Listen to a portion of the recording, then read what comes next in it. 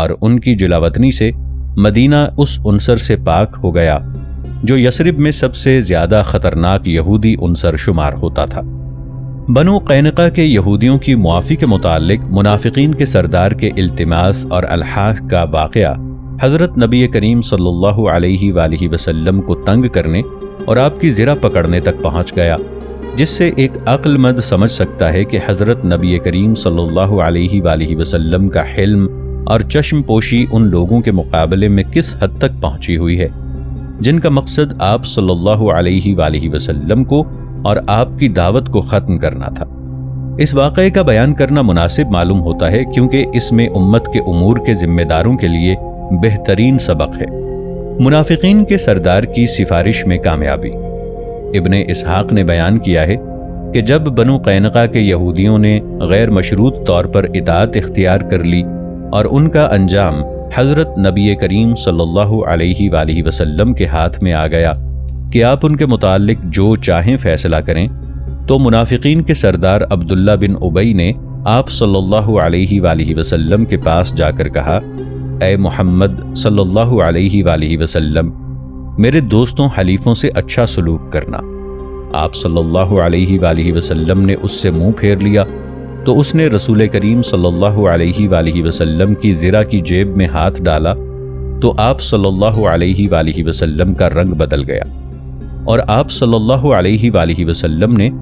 ابن ابی سے کہا کہ مجھے چھوڑ دو، یعنی میری زرہ سے اپنا ہاتھ نکال لو، اور آپ صلی اللہ علیہ وآلہ وسلم ناراض ہو گئے، یہاں تک کہ لوگوں نے آپ صلی اللہ علیہ وآلہ وسلم کے چہرے پر ناراضی کے آثار دیکھے۔ پھر آپ صلی اللہ علیہ وآلہ وسلم نے دوبارہ ناراض ہو کر فرمایا، تیرا برا ہو، مجھے چھوڑ دے۔ مگر منافقین کے سردار نے آپ صلی اللہ علیہ وآلہ وسلم کی بات نہ مانی، بلکہ آپ کی زرہ سے چپکا رہا اور یہودیوں کے متعلق معافی طلب کرنے میں اصرار کرتے ہوئے کہنے لگا، خدا کی قسم، جب تک آپ میرے دوستوں کے ساتھ اچھا سلوک نہ کریں گے میں آپ کو نہیں چھوڑوں گا۔ 400 ننگے سروں اور 300 زرہ پوشوں نے مجھے احمر و اسود سے روک دیا ہے، آپ ان کو ایک صبح کو کاٹ کر رکھ دیں گے۔ خدا کی قسم، میں وہ آدمی ہوں جو گردش روزگار سے خائف ہوں۔ اس الحاح اور تنگی کے سامنے رسول کریم صلی اللہ علیہ وآلہ وسلم کو منافقین کے سردار کی درخواست کو قبول کیے بغیر کوئی چارہ کار نظر نہ آیا، اور آپ صلی اللہ علیہ وآلہ وسلم نے اس کے یہودی حلیفوں کو یہ کہتے ہوئے معاف فرما دیا، جا وہ تیرے ہوئے۔ اس طرح منافقین کے سردار نے سرکش اور متمرد بنو قینقاع کے خون محفوظ کر لیے، حالانکہ وہ اپنی سرکشی، عہد شکنی اور تمرد کی سزا میں موت کی توقع رکھتے تھے۔ اس کے بعد انہوں نے یثرب کو صحیح سلامت چھوڑ دیا۔ یہود کا سب سے بڑا باغی۔ بنو قینقاع کے یہودیوں پر جو سزا نازل ہوئی، اس سے بقیہ یہودیوں نے کوئی نصیحت حاصل نہ کی، حالانکہ وہ یثرب کے یہودیوں میں سب سے طاقتور تھے، اور جب انہوں نے دیکھا کہ اس خطرناک طریق کے سوا وہ اپنے شریرانہ مفاد کو حاصل نہیں کر سکتے، تو وہ اسلام کے خلاف تدابیر کرنے اور اسے بنو کے شمشیر ختم کرنے میں زیادہ بڑھ گئے۔ یثرب میں یہودیوں کا سب سے بڑا باغی اور مشہور سود خور سرمایہ دار کعب بن اشرف سب یہودیوں سے بڑھ کر مسلمانوں کا استخفاف کرتا تھا اور انہیں چیلنج دیتا تھا، اور رسول کریم صلی اللہ علیہ وآلہ وسلم کو سب سے زیادہ ایذا دیا کرتا تھا اور اس پر لوگوں کو آمادہ کیا کرتا تھا۔ وہ بہت اچھا شاعر تھا، اور مستضاد یہ کہ وہ مسلمانوں کے احساسات کو مجروح کرتا اور ان کی عورتوں کی تشبیب کہتا اور صریحاً ان کے نام لے کر غزلیں کہتا تھا۔ اس یہودی کا نسب عرب کے طے قبیلے سے ملتا تھا، اور اس کی ماں بنی نضیر کے یہودیوں میں سے تھی، اور مدینہ کی ایک جانب وادی محظور کے جنوب میں اس کا ایک مضبوط قلعہ تھا۔ اس قلعے میں پانی بھی ہے، اور اس میں اس کی اور اس کے اتباع کی ضرورت کی ہر چیز، اسلحہ اور غلہ موجود ہے۔ باغی کا عہد توڑنا۔ بدر کے عظیم مارکے میں مسلمانوں کی فتح اس کے نقض عہد اور مسلمانوں کے تباہ کرنے کی کوشش کا پہلا باعث تھا۔ اس یہودی کو جب اطلاع ملتی ہے کہ مسلمانوں کو بدر میں فتح حاصل ہوئی ہے، اور اس نے دیکھا کہ زید بن حارثہ اور عبداللہ بن رواحہ رضی اللہ عنہم نے، جنہیں رسول کریم صلی اللہ علیہ وآلہ وسلم نے مسلمانوں کو فتح کی خوشخبری دینے کے لیے بھیجا تھا،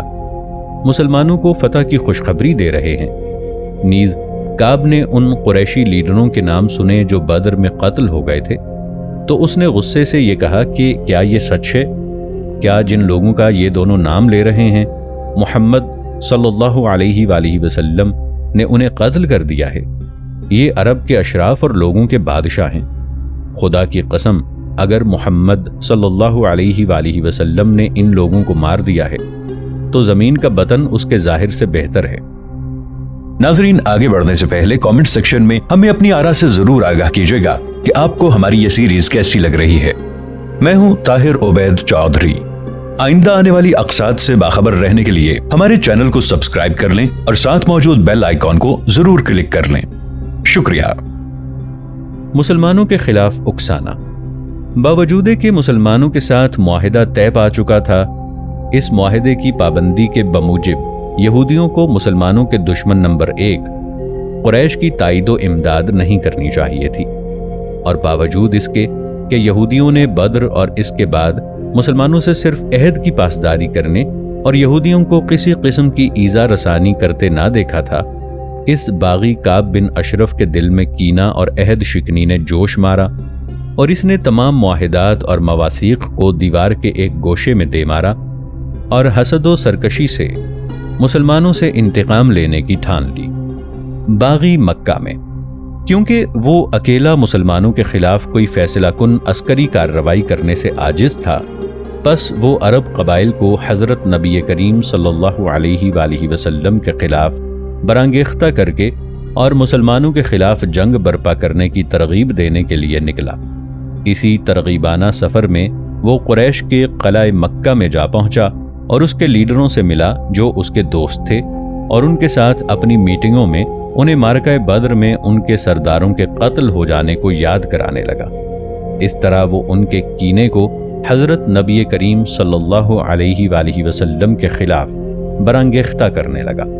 اور ان کے دلوں میں مسلمانوں کے خلاف انتقام کے جذبات بھڑکانے کے لیے ان کی حوصلہ افزائی کرنے لگا۔ اس نے حضرت نبی کریم صلی اللہ علیہ وآلہ وسلم کے خلاف قریش کو بھڑکانے کے لیے تمام طریق اختیار کیے، حتیٰ کہ اس نے اشعار کو بھی بھڑکانے کا ذریعہ بنایا، اور وہ ایک اچھا شاعر تھا، اور وہ اپنے برانگیختہ کرنے والے اشعار کے ذریعے قریش کی مجالس میں پھرتا پھراتا، اور اسی پھرنے پھرانے میں ان کے دلوں کے پوشیدہ کینوں کو ابھارنے لگا، اور معرکہ بدر میں ان کے مقتول سرداروں کو انہیں یاد کرانے لگا، اور مکہ میں اس نے جو اشعار کہے اس میں بدر میں قریش کے مقتول کا ذکر کرتے ہوئے کہتا ہے: بدر کی چکی نے بدر والوں کو پیس دیا، اور بدر جیسے واقعے پر رونا اور آنسو بہانا چاہیے۔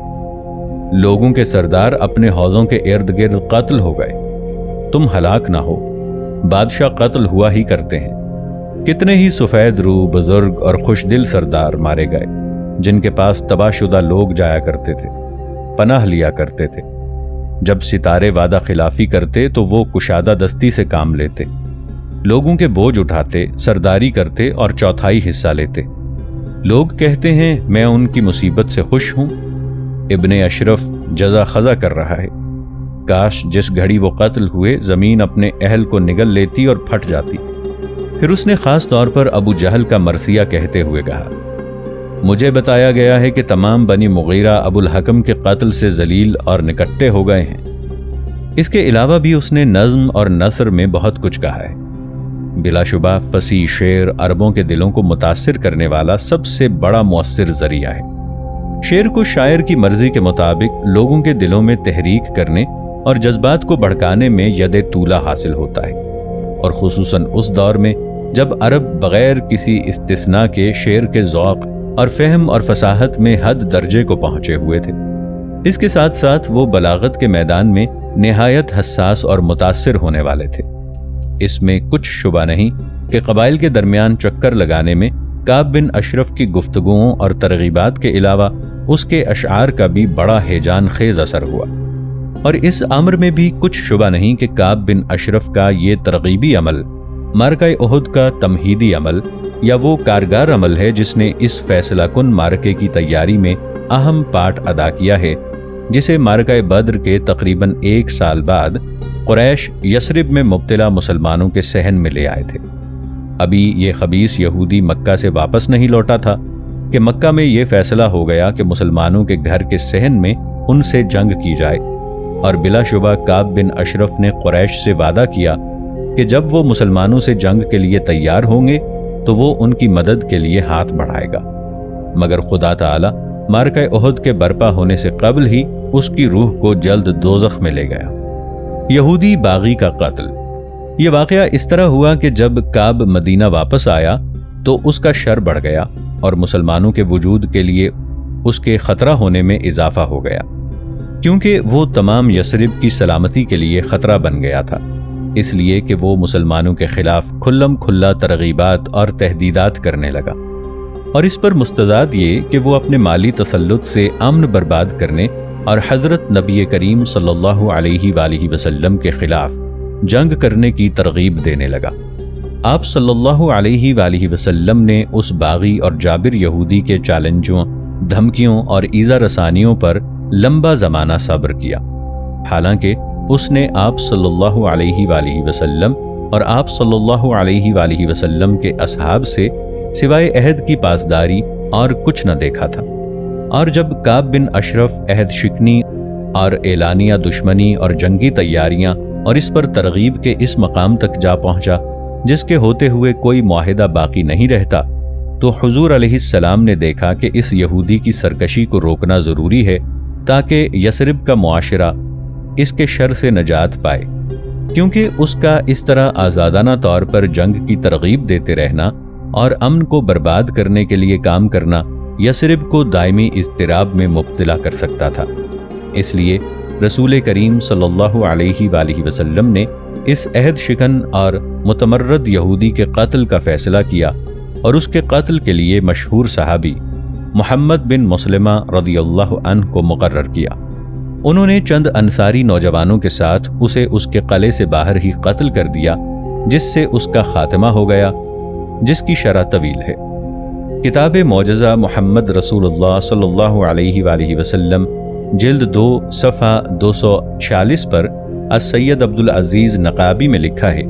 کہ جب حضرت نبی کریم صلی اللہ علیہ وآلہ وسلم مدینہ آئے تو بنو قینقاع اور بنو قریظہ کے علماء حسب عادت کعب بن اشرف سے انعامات لینے کے لیے آئے، تو اس نے انہیں کہا، تمہارے پاس محمد صلی اللہ علیہ وآلہ وسلم کے بارے میں کیا علم ہے؟ انہوں نے کہا، یہ وہی ہے جس کے ہم منتظر تھے، ہم اس کی صفات کے منکر نہیں ہیں۔ تو اس نے سختی سے جواب دیا اور کہا، تم بہت سے مال سے محروم ہو گئے ہو، اپنے اہل کے پاس واپس چلے جاؤ، کیونکہ میرے مال میں لوگوں کے بہت سے حقوق ہیں۔ لہٰذا وہ ناکام و نامراد واپس لوٹ گئے۔ پھر کچھ مدت کے بعد اس کے پاس آئے اور کہنے لگے، ہم نے آپ کو پہلے جو اطلاع دی تھی اس میں ہم سے غلطی ہوئی ہے۔ ہم نے جب اپنے علماء سے معلوم کیا تو انہوں نے ہمیں ہماری غلطی بتائی اور کہنے لگے، یہ وہ نبی نہیں جس کا انتظار ہے۔ لہٰذا وہ ان سے راضی ہو گیا اور ان سے صلہ رحمی کرنے لگا، اور اس نے اور اس کے پیروکار علماء کو بھی اپنے مال سے حصہ دیا، اور وہ اپنے اشعار میں حضرت نبی کریم صلی اللہ علیہ وآلہ وسلم کو حجو کیا کرتا تھا، اور کفار اور یہود کو آپ کے خلاف برانگیختہ کرتا تھا، اور انہیں آپ صلی اللہ علیہ وآلہ وسلم سے جنگ کرنے اور آپ صلی اللہ علیہ وآلہ وسلم کی عداوت پر جمع کرتا تھا۔ باغی کے قتل کے بعد یہود کی خاموشی۔ اب بقیہ یہودیوں کو سکون آ گیا اور وہ گھبراہٹ سے جھوٹی خبریں اڑاتے ہوئے دوبارہ اپنے بلوں میں گھس گئے اور پیچ و تاب کھانے لگے۔ جب رسول کریم صلی اللہ علیہ وآلہ وسلم نے ان کی امن و استقرار کو برباد کرنے والی کوششوں کے مقابلے میں یہ دانشمندانہ اقدامات اختیار کیے جو مصلحت امت کے متقاضی تھے اور جنہیں ہر تخریب کار غدار کے مقابلے میں اختیار کرنے کو قرآنی نص صراحتاً واجب کرتی ہے، تو ان پر خوف چھا گیا۔ یہ نص عہد شکنی اور غداری کی بنیادوں کو جلد ختم کرنے اور اس کی حرکت کو اس کے شر سے بڑھنے سے قبل شل کرنے کو واجب کرتی ہے۔ بنو قینقاع کے عہد شکن یہودیوں کا محاصرہ کرنا، پھر انہیں مدینہ سے جلا وطن کرنا اور عہد شکن اور متمرد اور باغی کعب بن اشرف کو قتل کرنا ایک سخت سبق تھا جسے یہودیوں نے اچھی طرح یاد رکھا۔ بس انہوں نے عاجزی اختیار کر لی، کیونکہ انہیں یقین ہو گیا تھا کہ رسول کریم صلی اللہ علیہ وآلہ وسلم علاقے کے پرامن اور استقرار اور دعوت توحید کو تخریب کاروں کی خرابی اور ڈکٹیٹرشپ سے کے ذمہ دار اول ہیں، اور جب نرمی، رواداری، نصیحت اور صبر نے کوئی فائدہ نہ دیا تو وہ امن و استقرار سے کھیلنے والوں اور معاہدات کا احترام نہ کرنے والوں کے مقابلے میں طاقت کے اشتعال کا طریق اختیار کریں گے۔ یہ لوگ معاہدات کا احترام اسی وقت کرتے ہیں جب انہیں اس کی ضرورت ہوتی ہے۔ مدینہ میں حالات کا روبرا ہونا۔ ان سری اور فیصلہ کن ضربات کے بعد جنہیں حضرت نبی کریم صلی اللہ علیہ وآلہ وسلم نے ڈکٹیٹرشپ، غداری اور عہد شکنی کے اڈوں پر لگایا،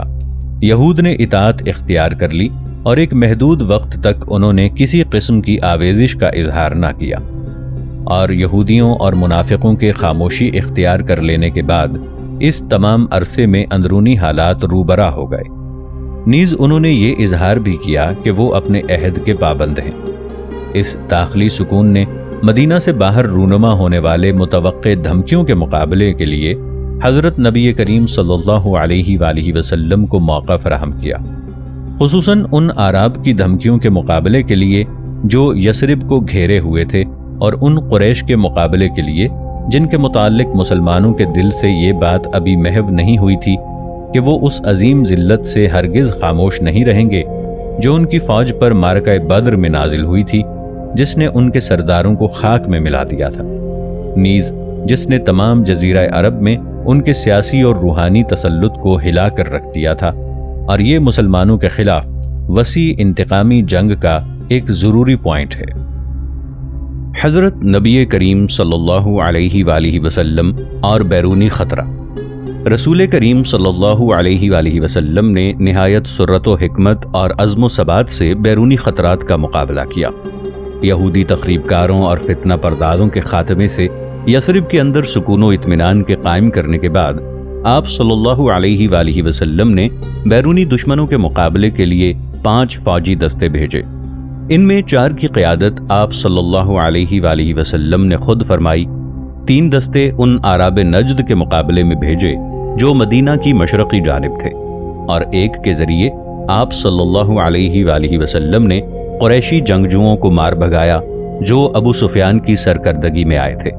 اس سے بنو نضیر کے ایک سردار سلام بن مشکم نے مدد مانگی تھی تاکہ وہ اسے مسلمانوں کی کمزوریوں سے آگاہ کرے۔ 5ویں بیرونی دستے کی قیادت حضرت نبی کریم صلی اللہ علیہ وآلہ وسلم کے غلام زید بن حارثہ کے اس دستے نے قریش کے اس قافلے پر قابو پا لیا جو مدینہ کے مشرق میں جدید راستے کو طے کر کے شام سے مکہ کے راستے پر جا رہا تھا۔ ان 5 دستوں میں رسول کریم صلی اللہ علیہ وآلہ وسلم کو پوری کامیابی حاصل ہوئی، اور یہودیوں کے دلی کینوں پر برا اثر ہوا اور منافقین کے دلوں پر بھی ہیبت چھا گئی۔ آپ صلی اللہ علیہ وآلہ وسلم نے نجد میں اعراب پر سری اور حواس باختہ کر دینے والی ضربیں لگائیں جن سے ان کے گھروں ہی میں ان کی جمعیت پریشان ہو گئی۔ اس طرح آپ صلی اللہ علیہ وآلہ وسلم نے قریش پر حملہ کر کے ان کو عظیم مادی نقصان پہنچائے جنہوں نے قریش کو کمزور کر دیا۔ احد کی شکست کے بعد کا موقف۔ حضرت صلی اللہ علیہ وآلہ وسلم نے یہ تمام داخلی اور خارجی فتوحات اس زمانے میں حاصل کی جو معرکہ بدر اور احد کا درمیانی زمانہ ہے، جب اسلامی فوج کو معرکہ احد میں تکلیف دہ شکست ہوئی جس کے باعث مسلمانوں کے بہترین 70 جانثار بیچ کھیت رہے جن کی آج بہت ضرورت تھی،